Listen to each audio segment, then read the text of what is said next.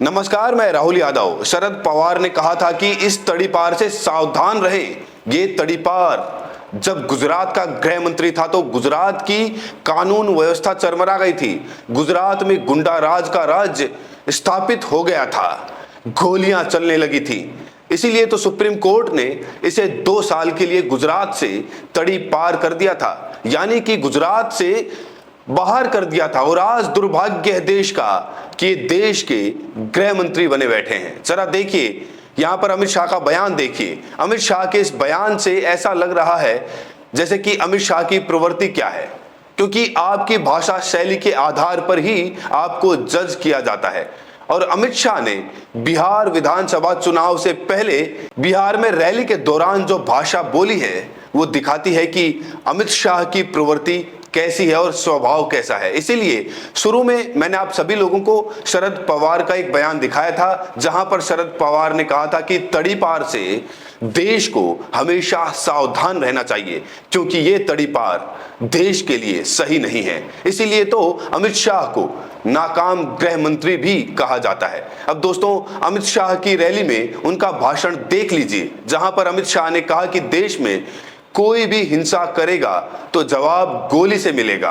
अमित शाह बोले बिहार को विकसित राज्य बनाएंगे। गोली चला करके क्या कभी विकसित राज्य बना है? अमित शाह गोली चलाने की बात क्यों कह रहे हैं? अमित शाह क्यों कह रहे हैं कि जो हिंसा करेगा उस पर गोली चलेगी? यानी कि देश में कानून व्यवस्था खत्म हो गई है। अदालतों में ताले लगा दो। जब आप ही जज, ज्यूरी और जल्लाद बन जाएंगे तो मतलब ही क्या रह जाएगा न्यायपालिकाओं का? क्या अमित शाह पर कार्रवाई नहीं होनी चाहिए? क्या भरे मंच से कोई नेता ऐसी भाषा बोल सकता है? लेकिन अमित शाह बोल रहे हैं। अमित शाह क्या कह रहे हैं कि देश में कोई भी हिंसा करेगा जवाब गोली से मिलेगा, यानी कि अमित शाह गोली मरवा देंगे उसे। ऐसी भाषा का इस्तेमाल गृह मंत्री अमित शाह कर रहे हैं। ये देश के लिए अच्छा नहीं है, संविधान के लिए अच्छा नहीं है, लोकतंत्र के लिए अच्छा नहीं है। दोस्तों, यही नहीं बल्कि अमित शाह का एक और बयान वायरल हो रहा है। इसकी पुष्टि तो हम नहीं कर रहे हैं, लेकिन यह बताया जा रहा है कि अमित शाह ने बिहार रैली के दौरान अमित शाह ने कहा कि अगर बिहार वालों ने हमारी पार्टी को वोट नहीं दिया तो हम उन्हें दिल्ली मुंबई में घुसने नहीं देंगे, यानी कि दबंगई, गुंडागर्दी। अगर अमित शाह ने यह भाषा सच में बोली है तो दावे के साथ कह सकता हूं कि यह भाषा गुंडागर्दी वाली भाषा है। यह दहशत फैलाने वाली भाषा है। यह लोगों में डर पैदा करने वाली भाषा है। अगर अमित शाह ने सच में यह बोला है तो अमित शाह को इसके लिए माफी मांगनी चाहिए। दरअसल हम सभी लोग देख रहे हैं कि यह खबर सोशल मीडिया पर ट्रेंड कर रही है। कई चैनलों ने इस खबर को डिलीट तक कर दिया है। लोग कह रहे हैं कि अमित शाह की जुबान फिसल गई, अमित शाह कुछ और कहना चाह रहे थे, उनके मुंह से कुछ और निकल गया। कुछ लोग कह रहे हैं कि विपक्ष इसे मुद्दा बना रहा है। अब सच्चाई क्या है आप सभी लोग कमेंट करके जरूर बताइएगा। लेकिन अमित शाह का यह बयान जो कि दहशत फैलाने वाला है, देश का माहौल खराब करने वाला है, जहां पर अमित शाह ने कहा कि देश में कोई भी हिंसा करेगा तो जवाब गोली से मिलेगा। अमित शाह बोले बिहार को विकसित राज्य बनाएंगे। कब आप बनाएंगे? नीतीश कुमार आपके साथ जुड़े, मकसद था बिहार को स्पेशल राज्य का दर्जा दिलाने का, लेकिन आपने बिहार को स्पेशल राज्य का दर्जा नहीं दिया और अब बात कर रहे हैं कि विकसित राज्य बनाएंगे बिहार को। वो बिहार जो हर साल कहता है, वो बिहार जो हर साल डूबता है। 2014 से आप सत्ता में हैं, लेकिन उसके बाद भी आप बिहार को कभी विकसित बनाने का सपना नहीं देखे। आज जब बिहार में आपकी नैया डूब रही है, आज बिहार चुनाव जब आप हार रहे हैं, ऐसे में आप बिहार की जनता को लुभाने की कोशिश कर रहे हैं, बिहार की जनता को मूर्ख बनाने की कोशिश कर रहे हैं। कभी बिहार को विकसित राज्य बना देंगे, कभी महिलाओं के खाते में 10-10 हजार रुपये आप डाल रहे हैं। यहां तक कि अभी हाल ही में चुनाव आयोग ने लगभग 71 करोड़ रुपये जब्त किए हैं। लोगों को शादी, मिठाई, उसके बाद पैसे, गांजा, शराब सब तो आप लोग बांट रहे हैं।